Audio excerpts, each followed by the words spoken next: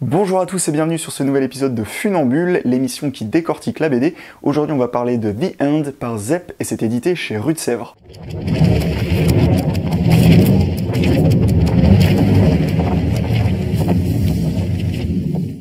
The End, c'est une BD qui, comme toutes les BD de Zep, a fait pas mal parler d'elle dans tout un tas de médias lors de sa sortie fin avril 2018. Donc oui, ma vidéo est un peu en retard. Ça te pose un problème? J'en profite aussi pour vous glisser qu'en fin de vidéo, je fais un jeu concours pour vous permettre de gagner des albums de The End. Comme vous le savez peut-être déjà si vous suivez Funambule, je suis un grand fan de Zep.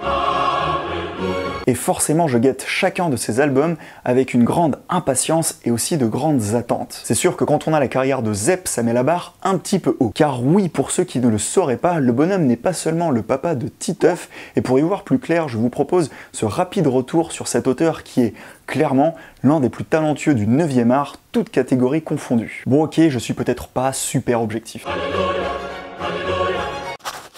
L'auteur. D'abord, Zep, c'est bien sûr Titeuf, une collection de pour l'instant 15 albums racontant les aventures principalement en une page du fameux préado à la mèche. C'est une série qui a profondément marqué toute une génération par son humour, sa créativité, son authenticité et beaucoup d'autres choses encore, bref, par sa puissance artistique. Et un truc absolument génial avec Titeuf, c'est que Zep s'y amuse et prend des risques. Titeuf ne reste pas bloqué dans cette espèce de monde intemporel des personnages de BD d'humour qui ne grandissent pas et s'habillent tout le temps pareil. Non, Titeuf, lui, devient finalement un adolescent et va même jusqu'à perdre son essence même, sa mèche.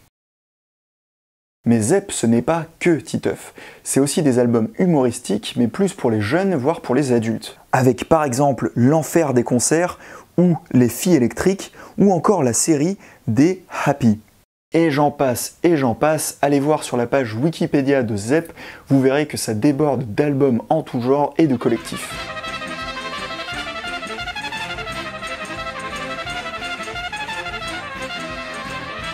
Plus récemment, Zep s'oriente vers des BD moins portés sur l'humour, avec un dessin plus réaliste et pour traiter de sujets plus sérieux. Oui, ce sont des romans graphiques! Et je dirais que The End, on y arrive, est un peu à la rencontre entre ces romans graphiques et les préoccupations écologiques de Zep, qu'on retrouve essentiellement sur son blog au titre ironiquement évocateur What a Wonderful World. Mais alors, The End, ça parle de quoi? Le pitch.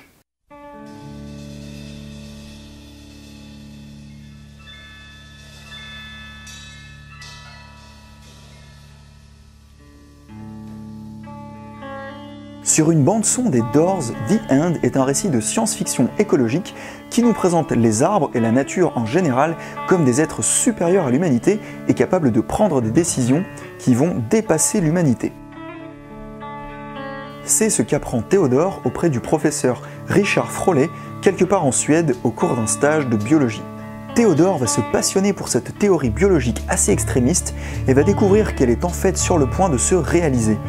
Empoisonnés par les déchets chimiques d'une entreprise, les arbres émettent des signaux qui indiquent justement qu'ils sont sur le point d'éliminer, et je dirais même plus d'éradiquer, l'humanité devenue trop nocive.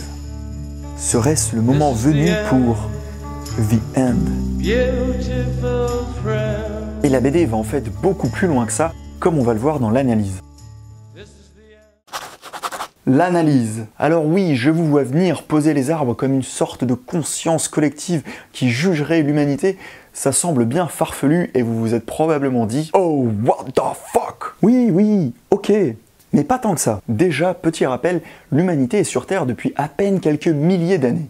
À l'échelle planétaire, c'est totalement insignifiant. Ce que ça veut dire, c'est qu'il y a encore quantité d'événements, de phénomènes dont nous n'avons aucune idée et qui peuvent arriver. Et ça me mène à un second point. On ne sait pas tout. Il y a des phénomènes biologiques qu'on ne s'explique pas, et notamment des phénomènes liés aux arbres. Voici un exemple donné par le professeur. Si ça vous intéresse, je vous mets tout ça dans la description de la vidéo. En fait, l'histoire de The End est assez proche de celle du roman Ravage de Barjavel, adapté récemment en BD. Ravage raconte ce qui arrive dans un futur très proche, lorsque soudain, et de manière inexplicable, tous les éléments technologiques dépendant de l'électricité cessent de fonctionner. Ça paraît inenvisageable parce qu'on a toujours vécu avec cette technologie, mais rien n'empêche, dans notre monde, qu'un jour, ce pilier de notre existence simplement cesse d'être. C'est la même idée dans The End. Depuis toujours, les arbres nous acceptent, nous tolèrent, pour reprendre les mots du professeur, mais rien n'empêche qu'un jour, cela cesse d'être le cas. Si cette idée de Barjavel vous intéresse, j'avais rapidement présenté la bande dessinée Ravage au cours d'un partenariat avec le journal L'Étudiant. Voilà, je vous mets rapidement la vidéo ici et je vous mets aussi le lien dans la description de la vidéo. Bref, ça c'est le postulat, on y croit, on n'y croit pas. L'important est peut-être plutôt d'en saisir le message aussi simple que fort. Nous ne sommes que des existences temporaires sur un monde immensément plus vaste que nous et nous devrions humblement reconsidérer notre impact sur ce monde si nous ne voulons pas qu'il nous mette à la porte aussi simplement qu'il nous a accueillis. Et attention, à partir de maintenant ça va spoiler, vous avez 2 secondes pour rejoindre directement la fin de la vidéo. 1, 2. Dans The End, comme le nom de la BD l'indique, on va être tout simplement mis à la porte. Éliminés. Oui, nous, l'humanité, éliminée par des arbres. Mais pas tous. Une infime minorité survit et Théodore finit par comprendre que les arbres nous ont en fait laissé une chance de nous reconstruire. Comme vous le voyez, la BD va donc très loin et c'est peut-être le principal reproche que personnellement je lui ferai. J'aime beaucoup l'idée générale de The End et je ne pense pas qu'il soit absurde d'imaginer que les arbres, et de manière générale la nature, puissent nous éliminer facilement s'ils le jugent nécessaire. Mais pour autant, je trouve qu'en fin d'album, le scénario va un tout petit peu vite et règle en quelques pages la solitude de Théodore, se croyant unique survivant, alors que ça a pris, par exemple, tout un roman à Barjavel avec Ravage. Enfin, dans l'ensemble, The End est une excellente BD, une fable mystique en faveur de l'humilité et qui vous fera probablement regarder les arbres différemment, à moins que ce ne soient les arbres eux-mêmes qui nous observent. J'aime dessiner les arbres. Et quand vous vous posez devant un grand arbre, que vous le dessinez comme ça pendant 1 heure, c'est pas possible de ne pas ressentir que lui aussi est en train de vous observer.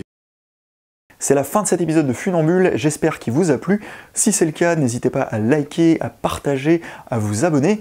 Et comme je vous le disais, voici les détails maintenant du jeu concours qui vous permettra de lire la bande dessinée The End. Pour participer, c'est très simple, vous partagez cette vidéo sur Facebook ou sur Twitter et vous taguez Funambule. Voilà, je vous mets aussi le détail dans la description de la vidéo. Je ferai un petit tirage au sort d'ici 1 semaine et j'annoncerai les gagnants sur les réseaux sociaux. Voilà, merci beaucoup d'avoir regardé cette vidéo jusqu'au bout. À bientôt et bonne lecture.